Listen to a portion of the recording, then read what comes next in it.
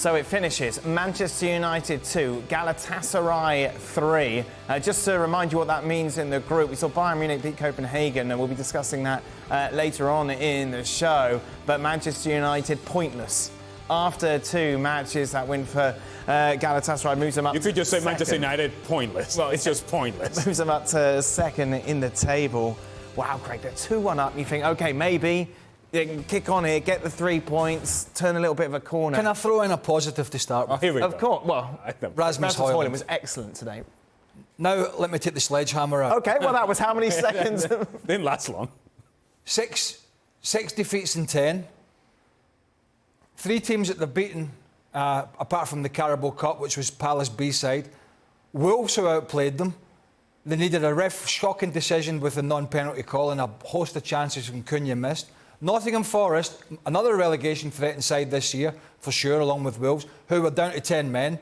And Burnley, who had 70% or thereabouts possession. It took a wonder goal from Bruno Fernandes to get the 3 points. Apart from that, that's all they've beaten in the Premier League. That's teams that are going. We'd expect at the end of the season to be down the bottom. Every other team, they can't win against. 2 straight defeats in the Premier League, in the Champions League.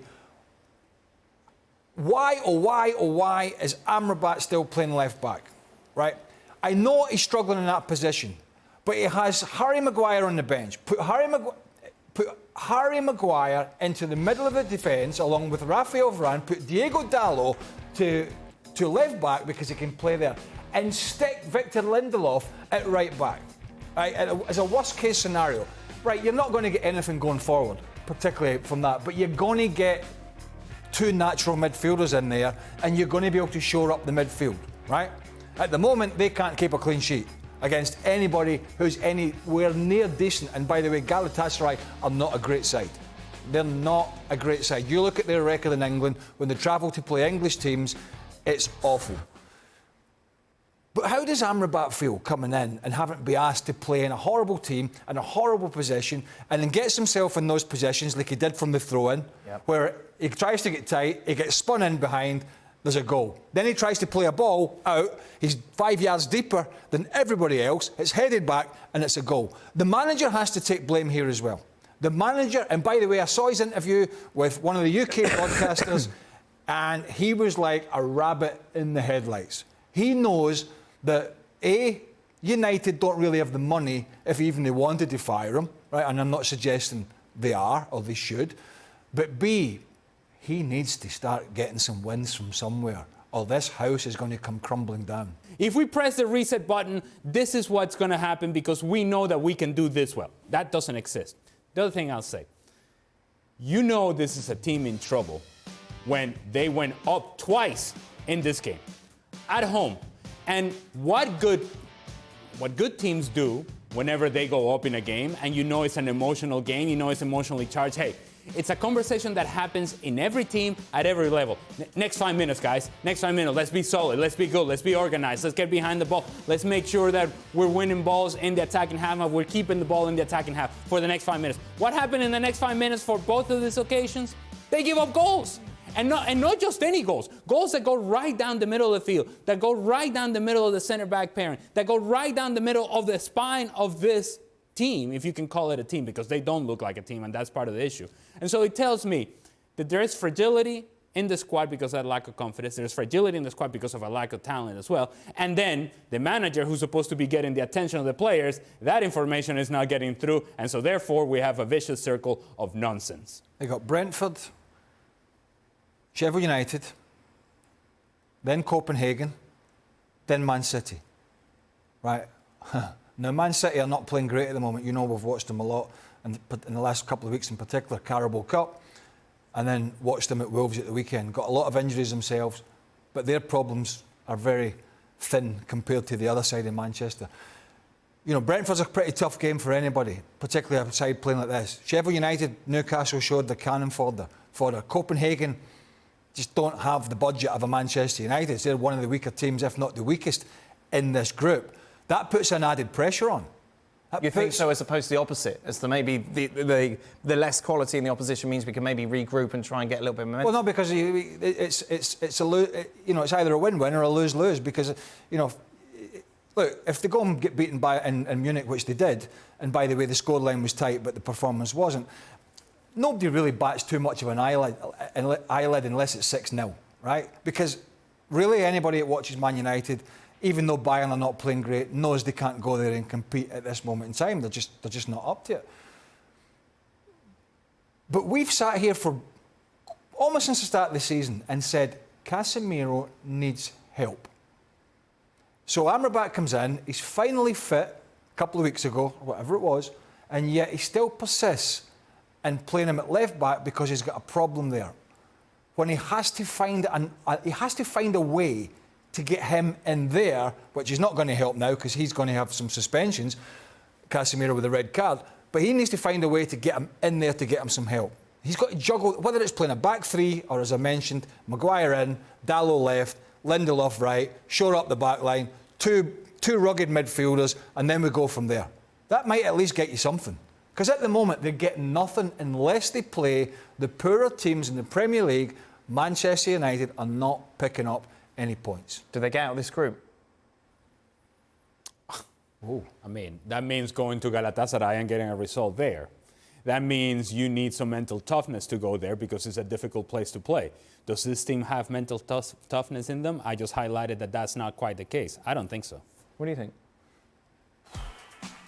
Well, unless it takes a dramatic U-turn, I'm going to say no. Right. No.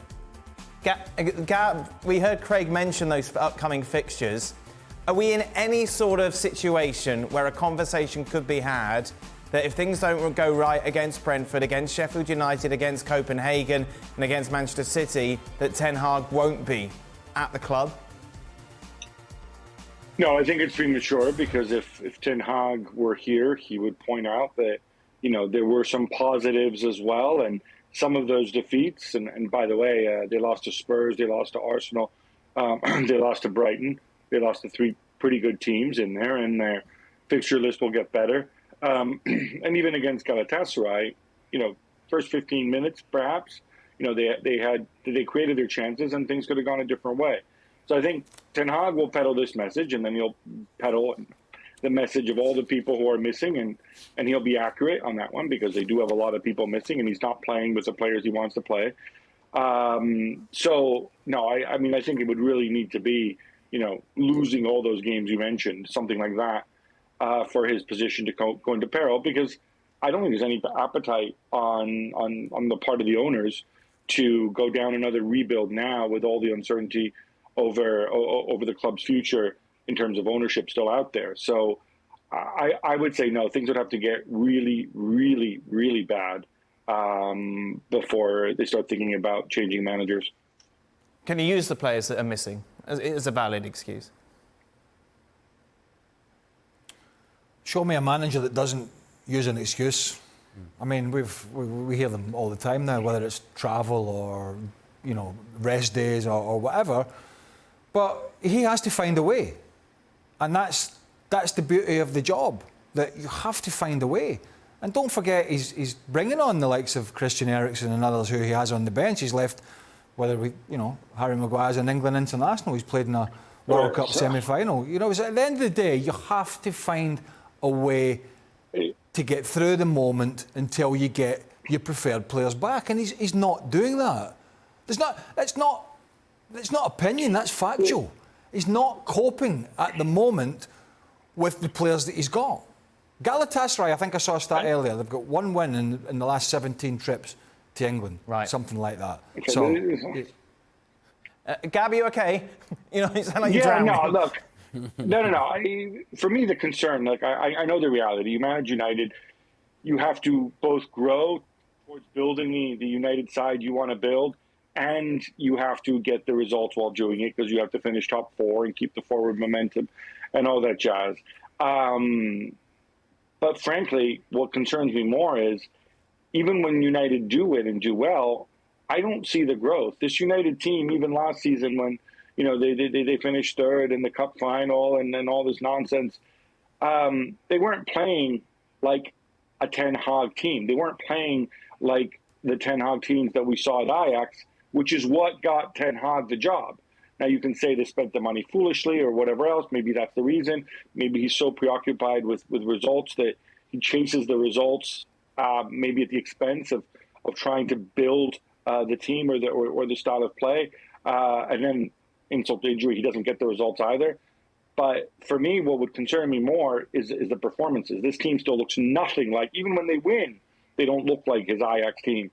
And so Ten Hag was hired to play that kind of football, or to attempt to play that. And he's not doing that. There's no sense of, exactly. I would not disagree with that at all. There's no sense of what he's trying to achieve. Right. I mean, I would go as far as to say that if you gave me the top 10 teams in the Premier League in the top half, in any given day, I think most of them would, I'm not saying beat United all the time, I think they'd outplay them. Right. I think they'd probably outplay them 90 times out of 100. And we're seeing more and more of that every time they go in against somebody who I would consider half decent. Well, there's no fear to play Manchester United. In fact, some teams may look forward to playing Manchester United. And when would we have said that about this club? I feel like we've been saying it for a few years now. That's the problem, isn't it? Yeah, but even then, I mean, do we really believe it? Because now it's like, well, yeah, it's fun to play against Manchester United because they're open, because they're giving up goals. Because you have a chance. You have a chance, and you don't have to be in the top 4 to have a chance. You can be Crystal Palace and you have a chance. You can be Galatasaray and you have a chance. And that's, I think, to your point and to your question, which is should it be enough with the players that he has available? Well, it should be against Crystal Palace and it should be against Galatasaray at home, and it hasn't been, and seemingly it won't be either.